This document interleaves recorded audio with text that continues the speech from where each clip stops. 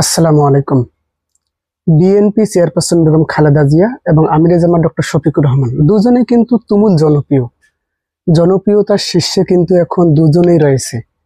তাহলে প্রশ্ন হচ্ছে, আগামী নির্বাচনে ক্ষমতায় যাচ্ছে কে? শুরুতে যেটা বলতে চাই আমি, বিএনপি যে ন্যারেটিভটা এখন তৈরি করে রেখেছে সেটা হইতেছে জামাত 17টা আসন পেয়েছিল মাত্র, মানে 2001 সালের ওইদিকে। তাদের ভোট 12, 15%, 20%, তারা কিভাবে ক্ষমতায় যাবে? এটা কিন্তু বিএনপির একটা ন্যারেটিভ। মানে বিএনপি বুদ্ধিজীবীরা বলেন আর নেতা কর্মীরা বলেন, তারা কিন্তু এটা খেয়েছে এবং এটা প্রচার করে। কিন্তু বাস্তবে ভোটের সমীকরণটা কিন্তু আলাদা। সেটা কিরকম চলেন একটু দেখে আসি, একটু বুঝে আসি। দেখেন, 2001 থেকে 2018 সাল পর্যন্ত যে নির্বাচনটা হয়েছে, সেখানে কিন্তু জামাত কিন্তু জোটগতভাবে বিএনপির সঙ্গে নির্বাচন করেছে। আর জামাত যত নির্বাচনেই বিগত নির্বাচনগুলো যে অংশগ্রহণ যে করেছে, পুরো 300 আসনে কিন্তু তারা কখনোই প্রার্থী দেয়নি। তার মানে যে বাকি যে আসনগুলো ছিল, ধরেন 150 থেকে 200টা আসনে প্রার্থী দিয়েছে, কিন্তু বাকি যে আসনগুলো ছিল সেখানে কিন্তু জামাত প্রার্থী দেয়নি। তার মানে সেই জামাতের ভোটারগুলো কিন্তু বিএনপিতে ভোট দিয়েছে। এবং বিশেষ করে 2001 থেকে 2018 সাল পর্যন্ত আপনারা যদি ইতিহাস দেখেন, তাহলে বিএনপি কিন্তু 40% ভোট পেয়েছিল। এখন 40% ভোটের মধ্যে কিন্তু জামাতের ভোট ছিল বিএনপির ওই ভোটের মধ্যে। কেননা আপনারা জানেন, এটা কিন্তু তারা জানে না, মানে বিএনপির লোকেরা কিন্তু এটা তারা বোঝে নাই এখনো, যে জামাত তো 300 আসনে প্রার্থী দেয় নাই। তাহলে যেই যে আসনে প্রার্থী দেয় নাই, সেই আসনে জামাতের ভোটগুলো কোথায় যাচ্ছে, কোথায় গিয়েছিল এর আগে? বিএনপিতে অবশ্যই গিয়েছিল। ম্যাডাম খালেদা জিয়ার নেতৃত্বাধীন বিএনপি জোট সরকার, জামাত বিএনপি জোট সরকার, সেখানেই তো গিয়েছিল, তাই না? তাহলে জামাতের ভোট কিন্তু এখনো কত পার্সেন্ট আছে সারা বাংলাদেশে, এটা কিন্তু এখনো শিওর না কেউ। কিন্তু বিএনপির যে ভোটটা ছিল, সেইখান থেকে কিন্তু জামাত ভোট পাবে। সমীকরণটা কিন্তু উল্টে যাবে। এবারে যে ইলেকশনটা আসতেছে, সেটা কিন্তু সম্পূর্ণ একটা কঠিন মুখোমুখি একটা লড়াই হবে বিএনপি এবং জামাতের মধ্যে।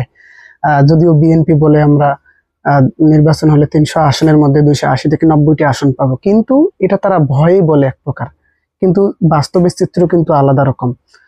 2001 থেকে 2018 সালে এই কত বছর, প্রায় 18 বছর যে নির্বাচন হয়েছে, তার মধ্যে মনে হয় 2001, 2008, 2014, 2018 চারটে নির্বাচন হয়েছে। সেখানে কিন্তু জামাত 300 আসনে প্রার্থী দেয় নাই।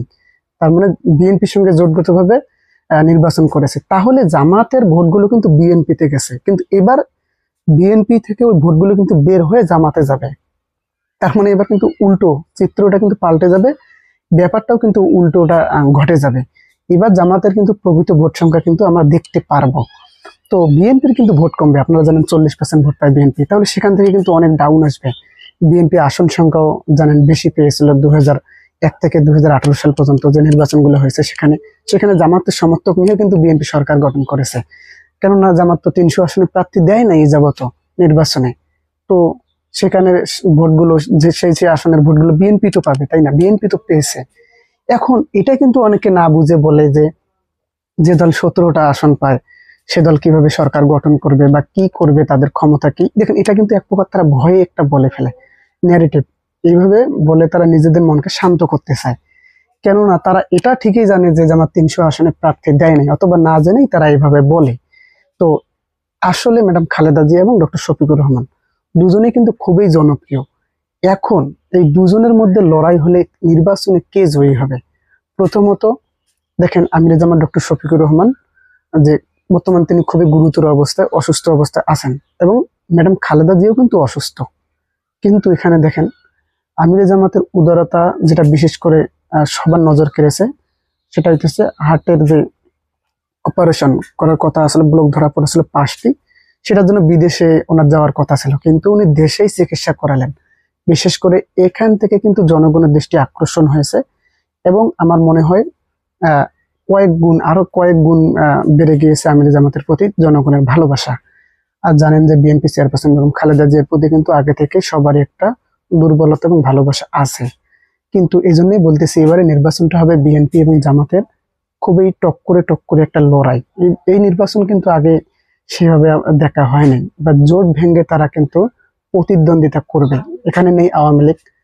আওয়ামী লীগ যদিও আসবে কি আসবে না এটা আমরা জানি না, কিন্তু নির্বাচনটা খুবই কঠিন হবে। সেক্ষেত্রে ম্যাডাম খালেদা জিয়া এবং ডক্টর শফিকুর রহমান, আপনি আসলে কাকে পছন্দ করছেন? অবশ্যই অবশ্যই আপনার পছন্দের ব্যক্তিটির নাম অবশ্যই অবশ্যই কমেন্ট করে জানাবেন। ধন্যবাদ। আসসালামু আলাইকুম।